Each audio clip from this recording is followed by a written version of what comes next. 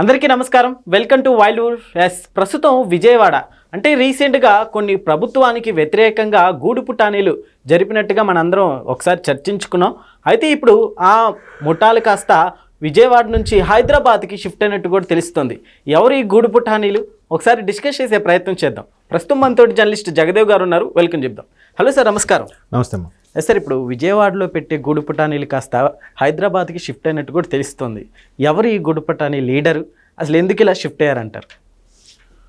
వైకాపా ఎప్పుడైతే ప్రభుత్వాన్ని కోల్పోయిందో, అంటే ప్రతిపక్ష హోదా కూడా లేకుండా తయారైందో, మరలా ఎలాగైనా అధికారం చేజిక్కించుకోవడానికి 2029లో ఇప్పటి నుంచే పావులు కదుపుతుంది, మంతనాలు నేర్పుతుంది. ఎందుకంటే ఈ మధ్యకాలంలో చాలా రోజుల తర్వాత తెరమరుగైపోయి ఎక్కడా కనపడిన కొడాలి నాని లాంటి వాళ్ళు కూడా మరలా తెర మీదకి వచ్చి 2029లో జగన్మోహన్ రెడ్డి గారు సీఎం అయ్యే వరకు ఈ పోరాటం ఆపము అవుతారు అన్నట్టుగా మాట్లాడి అంబటి రాంబాబు గారిని పరామర్శించారు.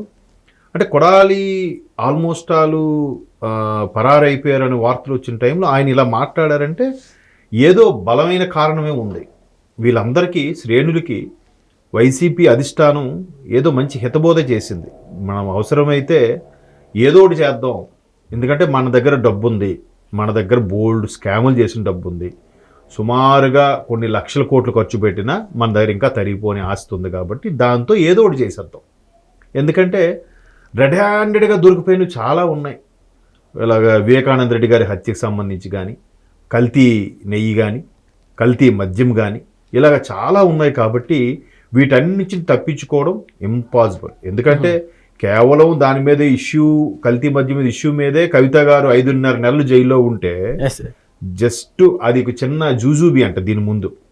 మరి ఇక్కడ స్కామ్ సంబంధించి ఎన్నేళ్ళు ఉండాలి, కల్తీ నెయ్యికి సంబంధించి ఎన్నేళ్ళు లోపల ఉండాలి, తర్వాత అంతకుముందు మనీ లాండరింగ్ సంబంధించి ఎన్నేళ్ళు ఉండాలి, వీటన్నిటి పోలీసు చూస్తే బయటకు వచ్చే అవకాశాలు ఉన్నాయి. అంటే ఇప్పుడు కవిత గారు కావచ్చు, సో వాళ్ళ మీద కేసు పడి కొద్ది రోజులు జైల్లో ఉండి బయటకు వచ్చారు. తర్వాత ఏం లేదన్నట్టుగా కూడా రిజల్ట్ బయటకు వచ్చింది. వీళ్ళ మీద ఇప్పటికీ నడుస్తానే ఉంది. అయినా కానీ చర్యలు ఎందుకు తీసుకోవట్లేదు? మీరు అన్నట్టు ఒకవేళ వాళ్ళు ఏమంటున్నారు, అవంతా బూటకము, కాంగ్రెస్ ప్రభుత్వం అప్పుడులో ఇరికించింది, అలాగే చంద్రబాబు నాయుడు గారు, ఎవరు దివంగత మాజీ మంత్రి ఎర్రనాయుడు గారు లేఖ రాశారు అనే చెప్తున్నారు తప్ప, నిజంగా వీళ్ళు ప్రభుత్వం వచ్చిన తర్వాత అయినా అవన్నీ ఏం లేకపోతే మీరు అన్నట్టు మాఫీ చేసుకోవచ్చు కదా, క్లీన్ చిట్ వచ్చేలా చేసుకోవచ్చు కదా. అలా అంటే అవి బిగుసుకున్నాయి బాగా. కల్తీ మద్యం కూడా చాలా బిగుసుకుంది, ఓపెన్గా రెడ్ హ్యాండ్గా దొరికిపోయిన అంశమే. అయితే వీటన్నిటిని తప్పించుకోవాలంటే మనీ ఎరేసే ప్రయత్నంలో ఉన్నారు. దానికోసం రకరకాలుగా ఇప్పుడు బిఆర్ నాయుడు గారి వ్యవహారం కూడా 2019లో అని చెప్పారు. మరి ఇప్పుడు ఎందుకు బయట పెట్టారు? ఏదో ఒకటి అంటే టీడీపీ అదే కూటమి ప్రభుత్వాన్ని ఇరకాటంలో పెట్టాలి, తర్వాత అక్కడ లేని ఎలిగేషన్ క్రియేట్ చేయాలి. ఒకవేళ ప్రభుత్వం ఏవైనా మంచి పథకాలు చేస్తోందంటే దాన్ని బెడ్స్ కొట్టేలా చేయాలి, దాని ప్లాన్స్ ముందుగానే లీకౌట్ చేసుకొని బయటికి తీసుకొచ్చి దాన్ని అబాస్పాలు చేయాలి. ఇలాగ రకరకాల ప్లాన్స్ చేస్తుంది. ఎందుకంటే వైసీపీ వాళ్ళు కూడా ఒక సర్వే చేయించుకుంటే కూటమి ప్రభుత్వం పనితీరు బాగానే ఉందన్నట్టుగా రిపోర్ట్ వచ్చిందంట. అదొక కడుపు మంటతో రగిలిపోతున్నారు. అందుకే ఏం చేశారు, ఒక రిటైర్డ్ ఐఏఎస్ ఆఫీసరు తన ద్వారా అక్కడ ఉండే ఒక కొంతమంది ఐఏఎస్ని ఐపీఎస్ని పిలిచి, ఐఆర్ఎస్లు అయిపోయారు కదా వాళ్ళు అందులో కొంతమంది, వాళ్ళని పిలిపించుకొని మాట్లాడి మంతనాలు జరుపుతున్నారంట. అంటే మీకు ఏం కావాలంటే అది చేస్తాం, మీరు దాంట్లో లూప్ హోల్స్ కానీ గవర్నమెంట్కి సంబంధించిన ఏవైనా కీ పాయింట్స్ తెలిస్తే మాకు చెప్పండి, మీకు ఏం కావాలంటే అది ఇస్తాం అన్నట్టుగా ఎరవేశారంట. సో అది ఒక ప్రైవేట్ ఛానల్, ఒక ప్రైవేటు పత్రికకు సంబంధించి ఇన్వెస్టిగేటివ్ జర్నలిజం ద్వారా ఆ విషయం బయటికి పొక్కిన తర్వాత అమ్మ నాయన తెలిసిపోయింది అనుకొని కాస్త జాగ్రత్త పడ్డారు. అయితే వాళ్ళు ఐఏఎస్ ఐపీఎస్ కదా, మేము జస్ట్ మాట్లాడుకున్నాం కదా, ఇంకేం తప్పు చేయలేదు కదా, వచ్చినప్పుడు చూసుకుందాంలే అని కొంతమంది పెడచెవును పెడుతున్నారు, కొంతమంది అనవసరంగా ఇష్యూ అయిపోతుంది. ఎందుకంటే ఇప్పుడు కల్తీకి సంబంధించి జగన్మోహన్ రెడ్డి గారి హయాంలో సీఎంఓ కార్యదర్శిగా ఉన్న ఆయన ఎవరు, ధనుంజయ రెడ్డి గారు, అలాగే ఓఎస్డి ఆఫీసర్ స్పెషల్ డ్యూటీ కింద ఉండారు జగన్మోహన్ రెడ్డి గారికి, కృష్ణమోహన్ రెడ్డి ఆయన పేరు, కృష్ణ మనోహర్ రెడ్డి ఆయన, వీళ్ళిద్దరూ కూడా మరి ఇరుక్కున్నారుగా, నడుస్తుందిగా ఇప్పుడు. సో అలాగే ఇరుక్కుంటామేమో ఎందుకులే అని చెప్పి కొంతమంది ఆలోచిస్తున్నారు, కొంతమంది ఏం కాదు ఇంక మన మంత్రాలు అవుతున్నాయి కదా, అప్పుడు అయినప్పుడు చూసుకుందాంలే, అవసరమైతే ఎన్ని కోట్లైనా ఎరగా పడేద్దాం అనే కాన్సెప్ట్లో ఉన్నారట. సో అలా కాన్సెప్ట్ ఉన్నప్పుడు ఈ గూడు పుటాని ఏదైతే ఐఏఎస్ అధికారి కొంతమంది సన్నిహితుల్ని, అది కూడా పర్టికులర్గా ఒక సామాజిక వర్గానికి చెందిన అధికారిని పిలిపించి మంత్రాలు జరుపుతున్నారన్నట్టుగా ఒక వార్త అయితే వచ్చింది. ఇప్పుడు ఏం చేశారు, ఏదైతే ఆ ప్రధాన పత్రిక ఇవన్నీ లీక్ చేసిందో మనం మాట్లాడే ఈ విషయాలు, ఈ గూడుపుటాని విషయాలు బయటికి పొక్కిందనే ఉద్దేశంతో ఇకపై హైదరాబాద్కి మకాం మార్చారట. సో హైదరాబాద్కి ఎలా మకాం మార్చారు, ఆంధ్రప్రదేశ్ నుంచి ఉన్న కొంతమంది అధికారులను రప్పించుకొని హైదరాబాద్లో మళ్ళీ హోటల్లో పెడితే డౌట్ వస్తుందేమో అని ఒక ఐపీఎస్ ఆఫీసర్ ఇంట్లో పెడుతున్నారట. సో ఈ రిటైర్డ్ ఐఏఎస్ అధికారికి ఇక్కడున్న ఒక ఐపీఎస్ అధికారి దూరపు బంధువు కమ్ ఒక టైంలో సర్వీస్లో కలిసి పనిచేశారంట.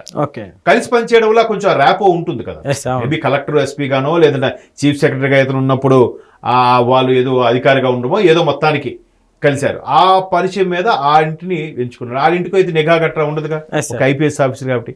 సో అక్కడ నుంచి ఈ 10 మందిలో 10 మంది ఈసారి రాలేదు, కానీ విజయవాడలో జరిగిన 10 మంది వచ్చారు మీటింగ్కి. ఇప్పుడు 10 మంది రాలేదు, కానీ ఒక 5-6 వచ్చారట.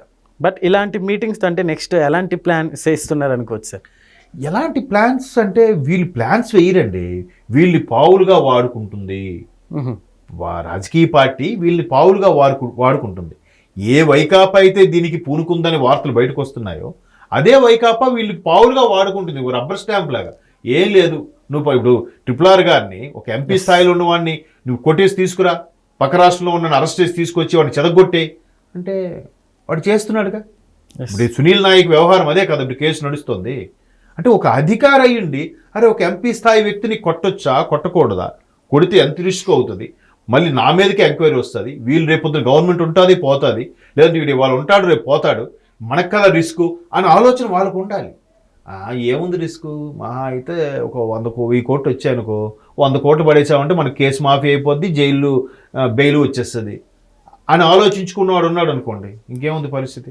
ఇప్పుడు గవర్నమెంట్ వచ్చిన కూటమి ప్రభుత్వం వచ్చిన కొత్తలో సెక్రటరీ నుంచి కూడా ఫైల్స్ మాయమయ్యాయి కదా. అవును, మరి ఇట్లాంటి తొత్తులో లేదంటే ఇలాంటి ఫేవర్గా ఉండే వ్యక్తిలో లేకపోతే అవి ఎలాగొస్తున్నాయి బయటికి, ఎవరా బ్లాక్ షిప్ అంటే ఏం తెలుస్తుంది. సో ఆ స్థాయి అధికారుల్ని అనుమానించలేరు, ఎవరు గట్టిగా పాయింట్అవుట్ చేయలేరు. సో వాళ్ళే గడ్డి తినే ప్రయత్నం చేస్తే ఎట్లా. సో దీని మీద ఆ పత్రిక చాలా సీరియస్గా ఇన్వెస్టిగేటివ్ జర్నలిజం చేస్తుంది, దాంట్లో ఇవన్నీ బయటపడ్డాయి. విజయవాడ తర్వాత హైదరాబాద్లో కూడా ఐపీఎస్ అధికారి ఇంట్లో కూర్చొని గూడుపుటాని అంటే ఏముంది, మీకు 10 కోట్లు ఇస్తాం చెయ్యి, కష్టం సార్ వద్దు సార్ నాకు రిస్క్, 20 కోట్లు ఇస్తాను చేయండి నష్టం, కష్టం సార్ 100 కోట్లు ఇస్తానయా చేయమంటే చేయడా. ఒక్కసారి 100 కోట్లు ఎప్పుడైనా జీవితంలో చూడగలుగుతాడా? అమ్మ 100 కోట్ల జాబ్ పోయినా పర్వాలేదు, ఏముంది ఆ డబ్బులతో ఎక్కడికి ఫ్యామిలీతో విదేశాలకు వెళ్ళి అక్కడ స్థిరపడతాడు, ఏదో లక్కీ భాస్కర్ సినిమాలో కదా. మరి అయిపోయింది కదా.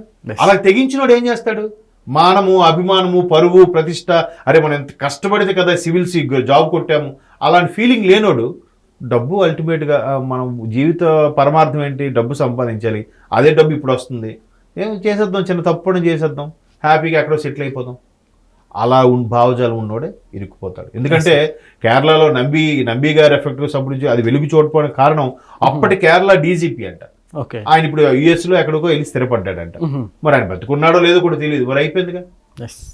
ఎన్ని కోట్లు ఇచ్చిందో అమెరికా అప్పట్లో అంటే ఒక టాక్ అయితే ఉంది. మనకి ఈ రోజుకి రాకెట్ లాంచ్లు వెనకబడ్డానికి కారణం అదే కదా. అంటే మన దేశం వాడు అయ్యుండి, మన దగ్గర ఒక అధికారి అయ్యుండి వేరే దేశానికో లేదా వేరే పార్టీకో కొమ్ము కాసి మన దగ్గర ఉన్న సైంటిస్ట్ని అంత దారుణంగా హింసించాడు కదా. మన ఏరియాలో ఇలాంటివి జరగటం అంటే ఎలాంటి సపోర్ట్ లేదు. మీరు అన్నట్టు ఎక్కడో వినేవాళ్ళం, ఇప్పుడు మన దగ్గరలోనే మన చుట్టూ జరుగుతాయి.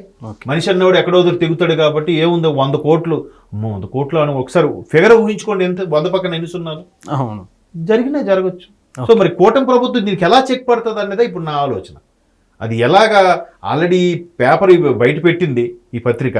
సో ఆ 5 ఎవరు ఆఫీసర్లు వాళ్ళకి ముందు చెక్ పెట్టాలి, తద్వారా ఎన్ని ఇంకా గూడుపుటానిలో ఏవే ఉన్నాయో వాళ్ళు మొత్తం లాగాలి. అప్పుడు బాగుంటుంది. చూద్దాం, అంటే ఏదైనా పాపం మూడింది కాబట్టి ఇలాంటి ఆలోచనలన్నీ వస్తున్నాయి వాళ్ళకి, చూద్దాం మరి. Okay sir, thank you.